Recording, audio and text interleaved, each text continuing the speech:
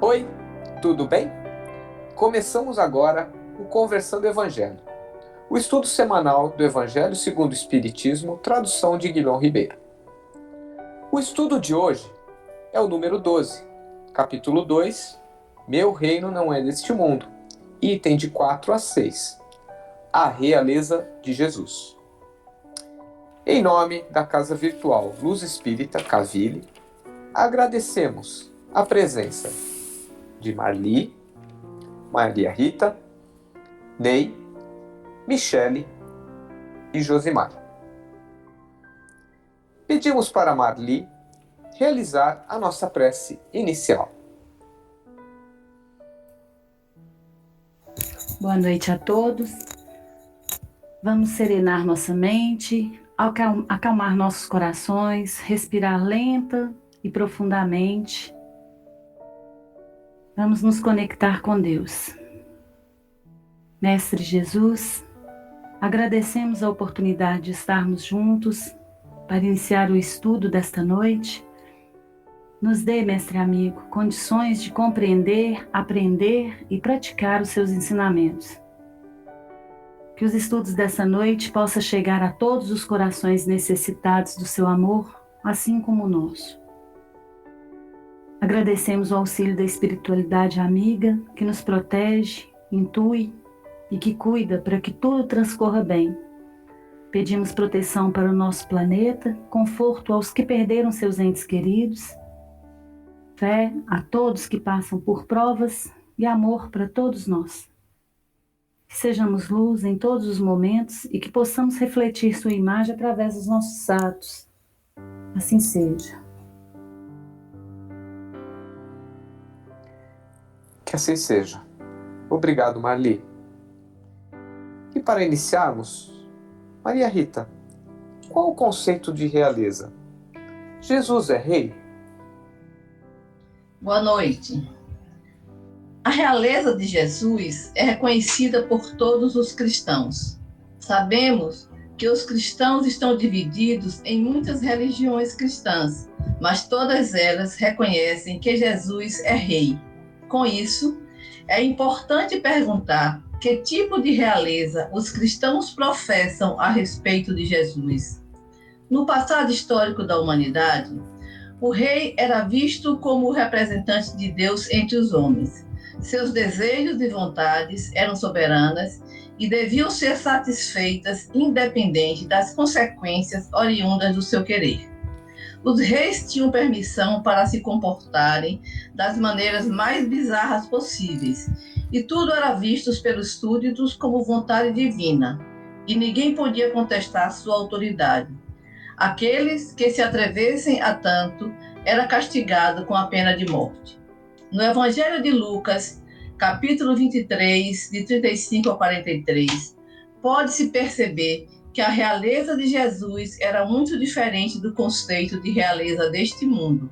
O próprio Jesus, em João 18,36, afirma que o meu reino não é deste mundo. O reinado de Jesus não é deste mundo. Seu reinado é no reino de Deus, um reino de amor, paz, justiça e compaixão. Um reino onde os grilhões da maldade que sufocam e impedem o espírito humano de caminhar de encontro à luz maior são rompidos. O reinado de Jesus liberta o espírito humano das cadeias, devolve a dignidade perdida, perdoa e acolhe com misericórdia os ébrios peregrinos cansados pelo peso de seus erros e equívocos cometidos na longa caminhada pelas inúmeras encarnações e reencarnações. E tal qual o pai da parábola do filho pródigo, recebe de braços abertos o perdido andarilho, porque o ama incondicionalmente. O reinado de Jesus promove a vida em abundância. promove a justiça e reconhece como os benditos do Pai todo aquele que se volta fraternalmente para atender os mais desvalidos deste mundo, por considerá-los irmãos em Deus. Não julga, não condena, apenas acolhe amorosa e compassivamente. O reinado de Jesus usa apenas como arma a força do amor, da misericórdia e do perdão. Nada é imposto, nada é obrigado. Apenas o maior de todos os mandamentos: amar a Deus acima de todas as coisas e ao próximo como a si mesmo. É amorosamente proposto em respeito ao livre-arbítrio. Todos são convidados a amar, porque somente o amor é capaz de nos libertar da dor, porque fora da caridade não há salvação. E para complementar, Ney, nós perguntamos: por que o reino de Jesus não é como os reinos deste mundo? Pois bem, Maria Rita, quando Cristo responde a Pilatos: meu reino não é deste mundo, claramente ele quis argumentar perante as acusações as quais sofria naquele momento, tentando se livrar do jogo de palavras e da falta de interpretação de Pilatos, que era o governador, buscava referências terrenas para designar o poder que aquele homem exercia sobre o povo da região. Porém, ele sequer fazia ideia do que se tratava.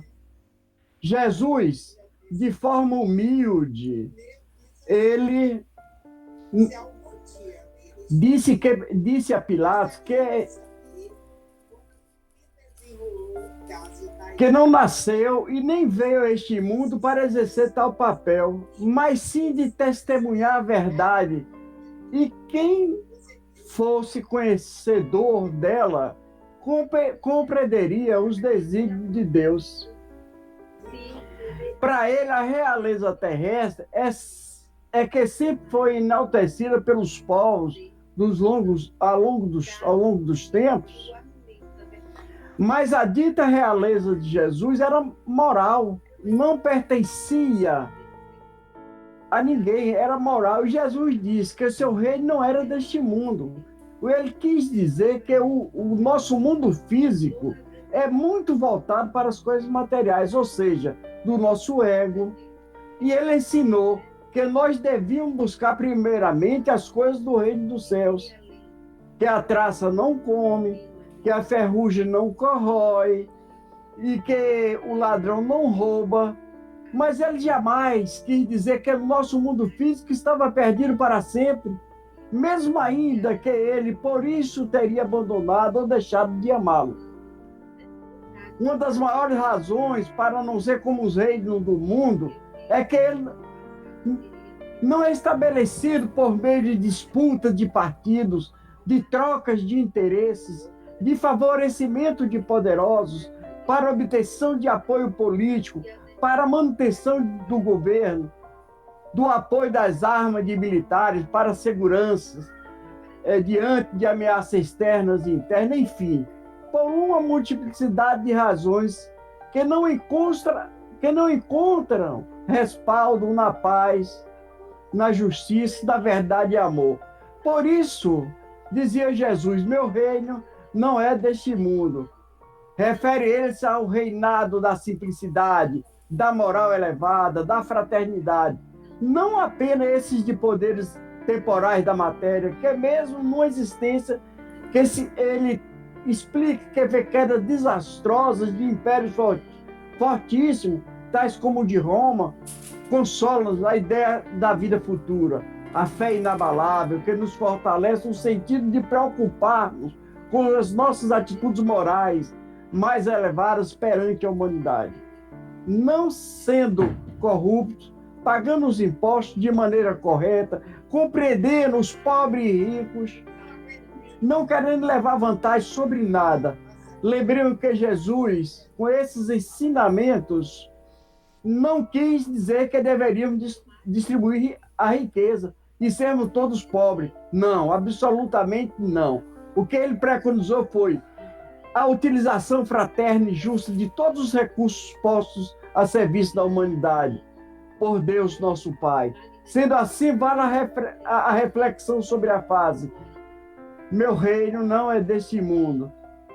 Para que possamos, em outras oportunidades, aprofundarmos e pregar isso de como agir no nosso dia a dia, com o propósito de darmos preferência para atitudes que nos elevem moralmente. Michele, qual deve ser a principal preocupação dos homens que vivem na Terra? Então, pegando gancho aí na sua fala, na realeza de Jesus, né, na realeza moral de Jesus, a preocupação do homem na Terra deve ser com a lei do progresso, né, que é uma lei natural e é uma lei divina.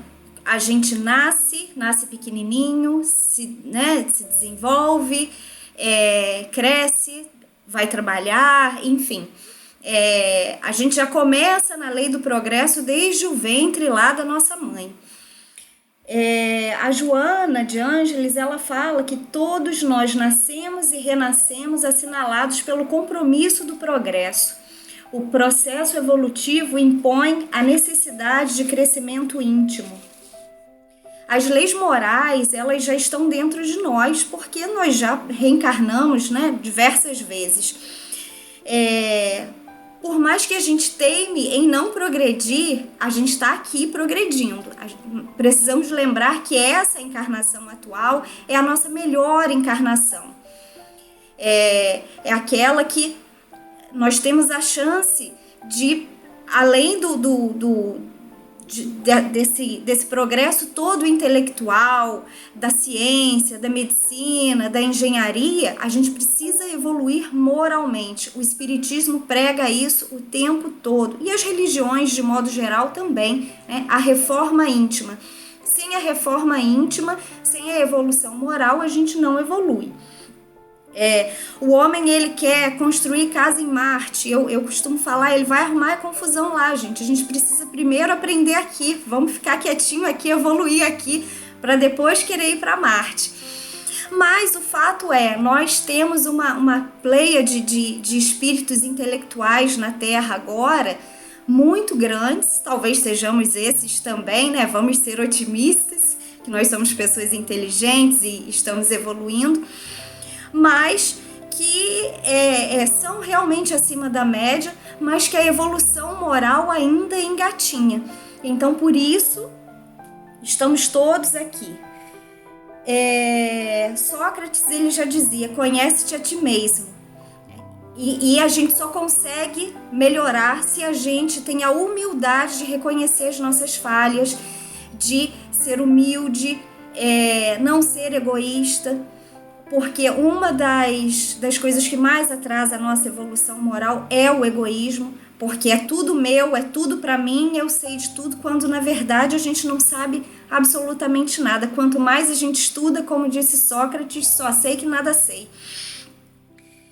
E nós podemos utilizar hoje em dia todos os recursos possíveis, estudo, terapia, tudo que a medicina nos oferece, mas a reforma íntima, ela é um caminho individual, pessoal e intransferível. A gente não pode transferir para o nosso familiar. Nós podemos ter a base da nossa família como apoio, podemos ter a casa espírita como apoio, as obras espíritas como apoio ou outras religiões, mas é um caminho que nós temos que trilhar nós mesmos com a ajuda do Cristo. E para finalizar, o Evangelho segundo o Espiritismo, no capítulo 17, que é o capítulo Sede Perfeitos, os bons espíritas, fala a seguinte frase: reconhece-se o verdadeiro espírita pela sua transformação moral e pelos esforços que emprega para domar suas inclinações infelizes. E que nós possamos todos os dias, pelo menos, ter um pouquinho de esforço para domar aqueles nossos defeitos, aquelas nossas inclinações que a gente sabe que é capaz de melhorar. Muita paz para todos.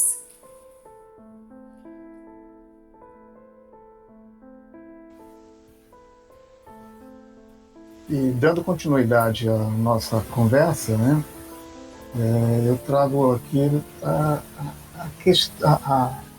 a colocação de Jesus, né, quando esteve com Pilatos, e ele pronuncia, né, essa frase: quem é da verdade, escuta a minha voz.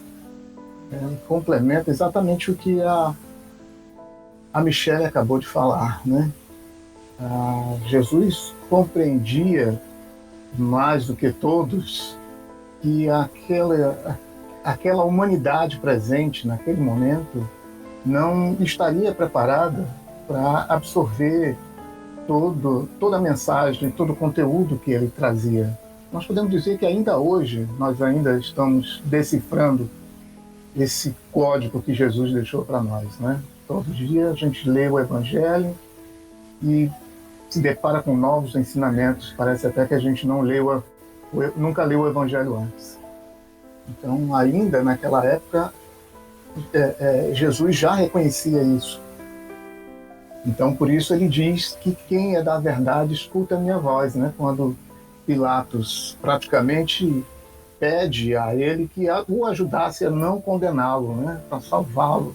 Então, Jesus lhe diz: quem é da verdade escuta a minha voz. Porque ele veio, na verdade, para despertar aquele povo, né? Bastava ele plantar essa semente, porque era o máximo que aquele povo estava preparado para usufruir. Okay?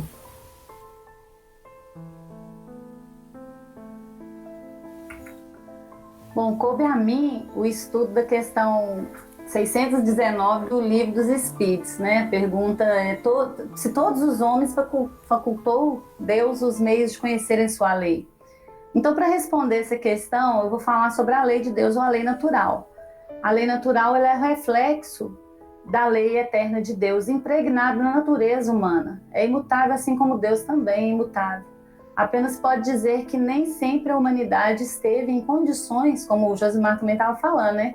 A humanidade não esteve em condições de perceber tudo que a lei natural implica em seu preceito fundamental, que é faze o bem e evite o mal. Até seria simples. A questão 621 de Kardec, ele pergunta: onde está escrita a lei de Deus? E a gente obtém a resposta na consciência. E falando de consciência, a gente volta no Velho Testamento, a consciência de Adão e Eva os alertou sobre algo errado que haviam feito quando desobedeceram a Deus. Em Salmos 24:10, Davi sentiu remorso de consciência e disse a Deus: pequei gravemente com o que fiz. Mas agora, ó Senhor, perdoai-me, vos rogo a culpa de vosso servo, pois procedi neciamente. Então, no Novo Testamento, a gente encontra o termo consciência 15 vezes. São Paulo aconselhava Timóteo a ter um coração puro, uma boa consciência e a fé sincera. Então, nós temos a consciência como um norte, uma direção, uma intuição, a voz de Deus. É como se fosse uma conexão direta com o divino. E quando temos uma crise de consciência, o arrependimento, o remorso, que nos causa tanta dor na alma, é como se deixássemos de ouvir Deus nos direcionando. Nós perdemos o rumo.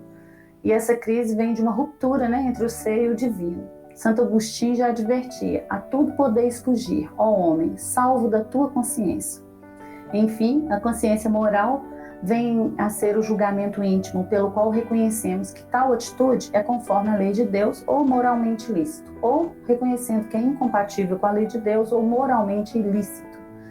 E respondendo então à primeira questão, todo homem, por mais primitivo que seja, possui sim a consciência moral e conhecimento natural da lei de Deus.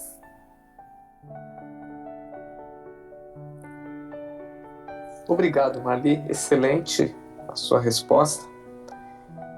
E agora, para encerrarmos, pedimos para a Michele fazer a nossa prece de encerramento. Vamos fechar nossos olhos e levar nossos pensamentos. Deus nosso Pai, Jesus Mestre amado, agradecemos pelo estudo dessa noite, agradecemos por essa união que temos nesse grupo, por esse aprendizado coletivo que temos a oportunidade de fazer todas as quartas-feiras. Pedimos, Senhor, que nos abençoe, que nos ajude a ter discernimento e sabedoria para evoluirmos, para entendermos tudo que necessitamos para a nossa evolução moral e espiritual nessa terra. Pedimos que abençoe a todas as pessoas que ouvirão esse estudo depois, participarão dele conosco. Pedimos que abençoe nossos familiares e todos aqueles que necessitam de amparo nesse momento que vivemos nesse planeta, meu Pai, nesse momento de pandemia. Agradecemos pela saúde que temos nesse momento e por termos paz em nossos corações após esse momento de estudo. É isso que pedimos e agradecemos. Que assim seja. Que assim seja, que todos tenham uma boa semana e até o próximo estudo. Fiquem com Deus.